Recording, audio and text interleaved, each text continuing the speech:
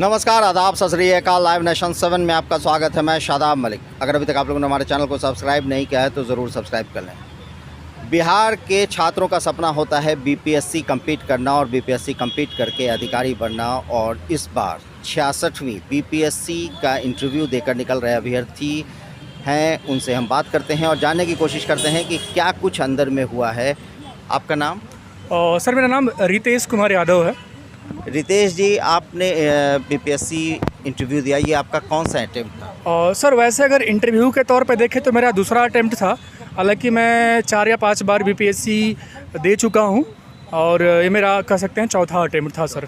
आपका optional paper क्या था? सर, मेरा ऑप्शनल मनोविज्ञान साइकोलॉजी था सर। और आपका ग्रेजुएशन? सर, मेरा ग्रेजुएशन भी इसी विषय से हुआ है, साइकोलॉजी से हुआ है। किस तरह के सवाल पूछे गए? सर, बेसिकली इंटरव्यू में जैसा कि होता है कि लगभग हर एक सेक्शन से क्वेश्चन पूछे जाते हैं, लेकिन हमसे तो मेनली हमारे ऑप्शनल से ही क्वेश्चन पूछा गया और काफ़ी इन डेप्थ में क्वेश्चन पूछा गया, जो कि एक साइकोलॉजी ग्रेजुएट से जितना डिजायर्ड होता है कि भाई इनको पता होना चाहिए।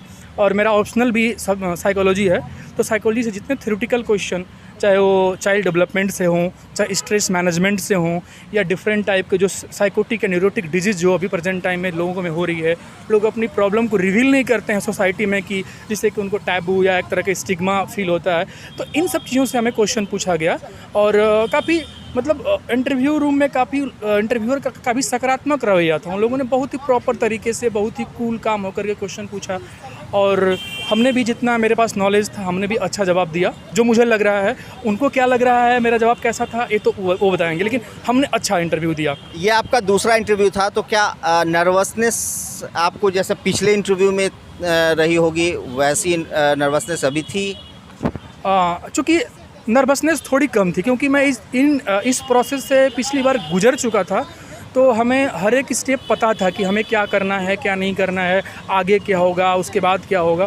तो जो प्रोसेस वाइज है मुझे पता था, तो वहाँ पे मैं कॉन्फिडेंट था।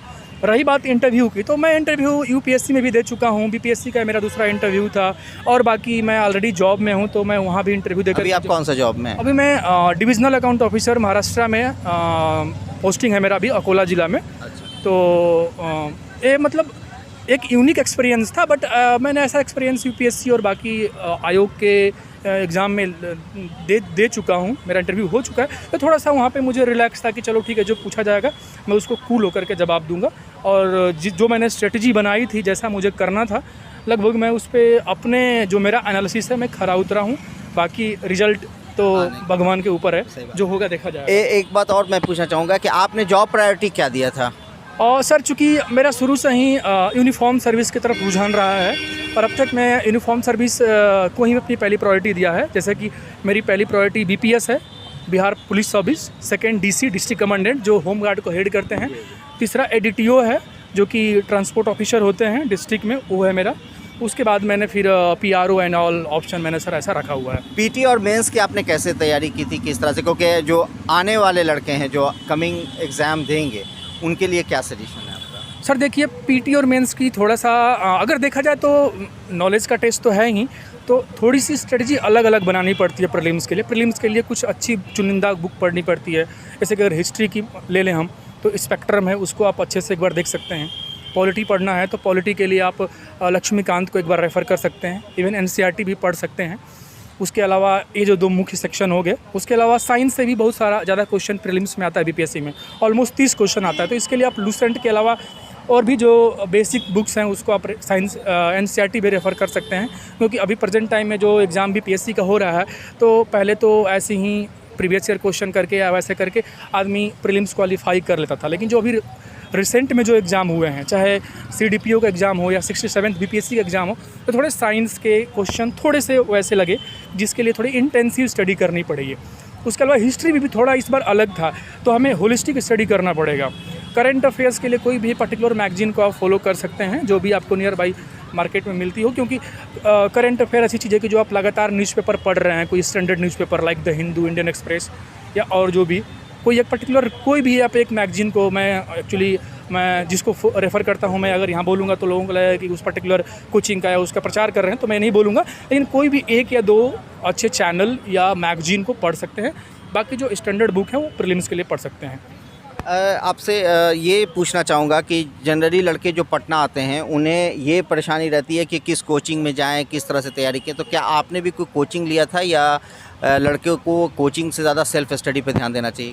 सर देखिए, कोचिंग का रोल तो है ही कहीं न कहीं, मैं इस चीज़ को नकारूँगा नहीं। हालाँकि मैंने कहीं कोचिंग एज़ सच नहीं लिया है जा कर के, क्योंकि मैं ऑलरेडी 6-7 साल से जॉब कर रहा हूँ, तो मैं सेल्फ स्टडी पे ज़्यादा फोकस किया। हाँ, आंसर राइटिंग के लिए मैंने कुछ कोचिंग जॉइन किया था, जिन्होंने काफ़ी अच्छा मेरा असेसमेंट किया, उसके बेसिस पे हमने अच्छा भी किया।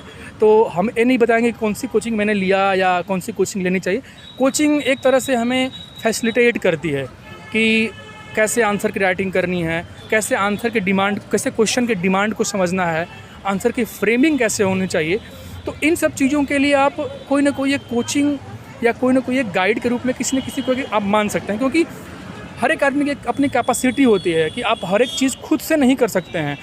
हो सकता है आप किसी फ्रेंड की मदद ले लें या कुछ सेलेक्टेड जो आपके फ्रेंड हैं या जो सीनियर हैं वहाँ से मदद ले सकते हैं। तो किसी न किसी की मदद थोड़ी बहुत चाहिए होती है। खुद से जो मेरा परसेप्शन है, मेरा जो अब तक का जो अनुभव रहा है, खुद से करने में थोड़ी परेशानी आती है। हम समझ नहीं पाते हैं कि आंसर कैसे लिखें। हमें लगता है कि यार मैं तो बहुत अच्छा लिख रहा हूँ, क्योंकि वहाँ पे तो कोचिंग में या कोई और देखेगा तो कंपेयर करेगा ना, पर आप कंपेयर कर पाते हैं अपने आंसर को। फिर वही होता है ना कि हमें मतलब खुद को हम मान के बैठ जाते हैं कि हम तो काफ़ी अच्छा आंसर लिखते हैं, लेकिन एक्चुअल में आप आंसर जो लिखते हैं वो दूसरे को कितना अच्छा लगता है ना, ये ज़्यादा महत्वपूर्ण चीज़ है। एक सवाल और है हमारे मन में, क्योंकि जिस तरह से अभी भ्रष्टाचार और आय से अधिक संपत्ति इस तरह के मामले सामने आ रहे हैं, तो क्या आप अपने आप को एक ईमानदार ऑफिसर के रूप में बिहार सरकार को देना चाहेंगे? बिल्कुल, बिल्कुल, क्यों नहीं। ये तो एक ऑफिसर के अंदर ये तो सबसे बेसिक चीज़ है कि कम से कम वो ऑनेस्ट हो। ऑनेस्ट रहेगा तो ऑनेस्टी सबसे बड़ी चीज़ है। एक ऑफिसर के अंदर अगर ऑनेस्टी है तो थोड़ा ठीक है, उसका क्रियाकलाप कैसा है, क्या है, सब चीज़ें तो मैटर करती हैं, लेकिन ऑनेस्टी सबसे बड़ी चीज़ है कि हमें अपने प्रति, सोसाइटी के प्रति, अपने जॉब के प्रति हमेशा ऑनेस्ट रहना चाहिए। ये सबसे बड़ी चीज़ है मेरे अगर मुझसे अगर पूछा जाए तो। अपने मेंस में लिखे गए पेपर और इंटरव्यू के बिना पर आप खुद को कितना आश्वस्त पा रहे हैं इस 66वीं बीपीएससी में? देखिए, पिछली बार भी मैंने इंटरव्यू दिया था, लेकिन कुछ 2-4 नंबर से सिलेक्शन नहीं हो पाया था। लेकिन पिछली बार मेरा मेंस का पेपर उतना अच्छा नहीं गया था।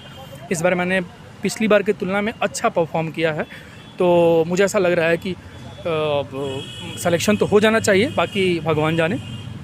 बहुत धन्यवाद। Thank you. समय दिया। तो ये अभ्यर्थी जिन्होंने बीपीएससी मेंस 66वीं मेंस के बाद इंटरव्यू दिया और अब ये बीपीएससी compete करने की उम्मीद करते हैं, बनने की अधिकारी उम्मीद कर रहे हैं। अब देखना है कि अधिकारी बनकर ये किस तरह काम करते हैं, मगर अभी रिज़ल्ट का इंतज़ार होगा। इंटरव्यू इनका अच्छा गया है और इन्होंने ये भी बताया कि किस तरह से अभ्यर्थी खुद को तैयार करे ताकि वो बीपीएससी की परीक्षा को पास कर सकें। बने रहे हमारे साथ, देखते हैं हमारा वीडियो। अगर अभी तक आप लोगों ने हमारे चैनल को सब्सक्राइब नहीं किया तो ज़रूर कर लें, साथ ही साथ ट्विटर हैंडल पर हमें फॉलो ज़रूर करें। धन्यवाद।